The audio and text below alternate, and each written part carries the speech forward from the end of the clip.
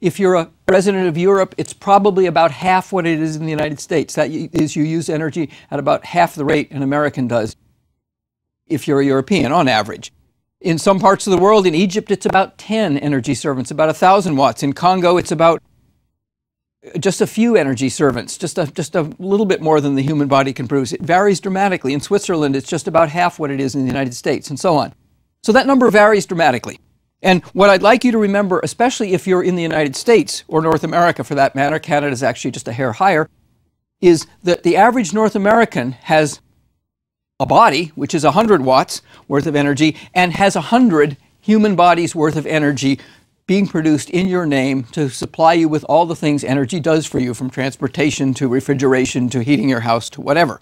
We'll look at that in just a minute. So picture this, whenever you think about energy consumption, picture yourself, your puny little body, and then 100 other human beings working just for you with the energy output of their bodies to supply all the other energy you use. Of course, that energy isn't coming from human bodies. There are certainly not enough people in the world to supply that energy if it were. But that's the equivalent in human bodies of the energy you consume. Now, what do we do with all that energy? Well, it's conventional to sort of think about 4 sectors: industry, transportation, residential, and commercial, as accounting for nearly all that energy use, and to sort of divide the energy use up into those sectors.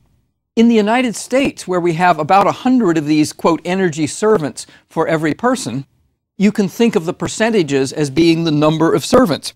So in the United States, something like 28 of your energy servants, that is 28% of the energy you use, they're working round the clock just to transport you and the goods you use. So all those trucks roaring down the highway, all those airplanes delivering Federal Express packages or carrying you to the other side of the continent or whatever. If you add up all the energy they consume and divide by the population of the United States, you will find that about 28 energy servants, about 28 human bodies worth, are supplying you with transportation. Another 32 of them, the biggest single chunk, are working in industry on your behalf, producing the goods that you use. Neither of those energy servants are ones we see very obviously. I guess we see our transportation ones when they're powering our cars, but not a lot of the trucks that are delivering you goods and so on. And we certainly don't notice every day the industrial ones, but most of the energy servants who are working for you, more than half the energy you consume, in other words, is in the transportation and industrial sectors. About 18% are in the commercial sector. What are they doing? Well, they are keeping the lights on in your office buildings. They're running computers. They're keeping the hospitals operating. They're running the banks of freezers, some of them open to the surrounding air, very inefficient in our supermarkets. They're keeping the lights on in the parking lots of the stores that are open till 10 p.m. and so on. They're doing all the things that need energy in the commercial sector. And about 22 of those energy servants, about 22% of your energy, are at work in your home. The dominant thing they're doing is heating or cooling your house. They're making hot water is the second most important thing, or not most important, but second most energy consuming thing they're doing.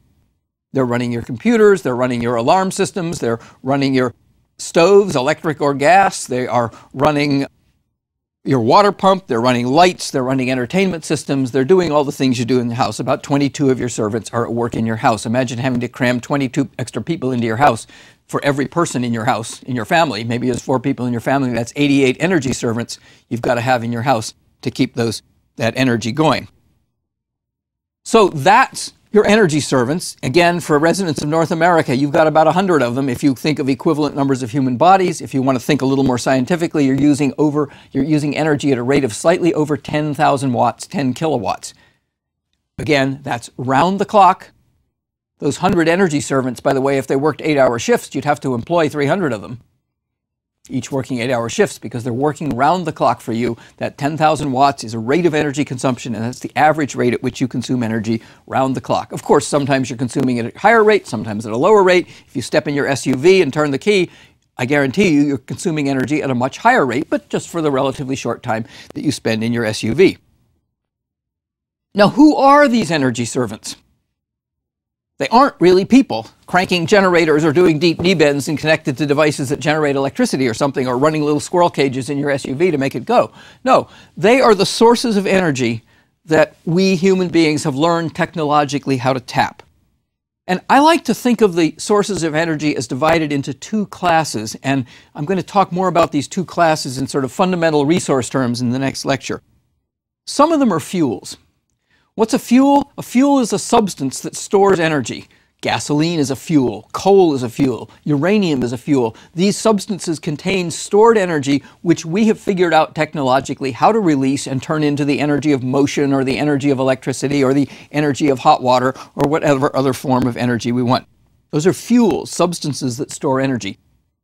Others are flows. They're tapped from natural flows of energy. There's a natural flow of energy that comes from the sun, and it is very substantial. We've already talked about it a lot because it's what powers the climate. We know that it delivers an average of about 240 watts, a rate at which energy is delivered on every square meter of the Earth's surface. That's one of the natural flows. Other flows of energy are the flow of flowing water, which is carrying with it the energy of its motion and maybe its gravitational energy if it's flowing from higher to lower.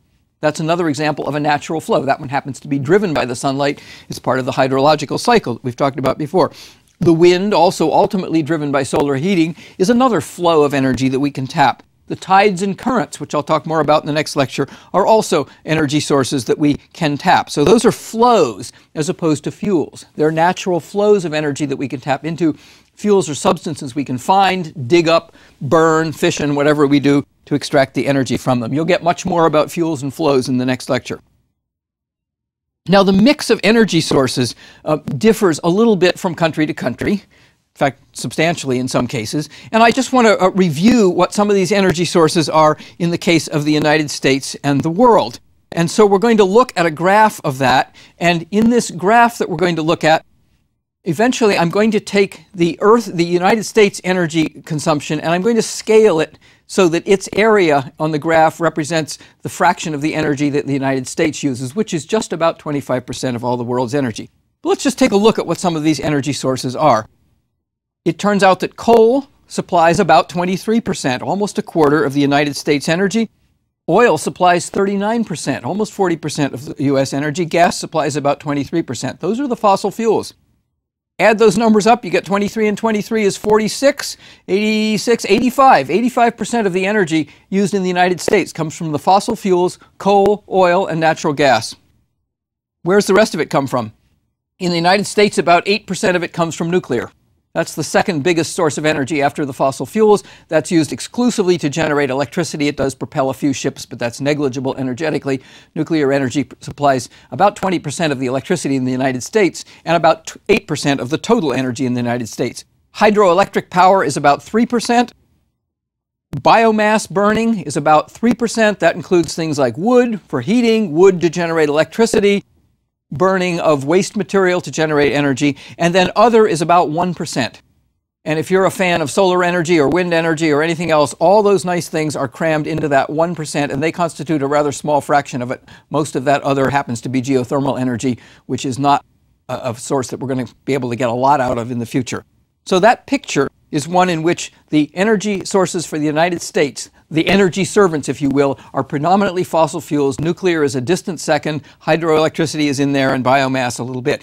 In the world, the picture is just about the same. In the world, coal's at about 24%, oil's at about 39%, gas is at about 24%, nuclear is a slightly smaller fraction of the world's electricity at 6%, and hydro is a little bit bigger at 6%, and the other for the world is also about 1%. And again, when we show those energy sources to scale, by area here, the United States energy consumption is just about a quarter, just a hair under a quarter of the total world energy consumption for our population of about 300 million people out of a world population of 7 billion.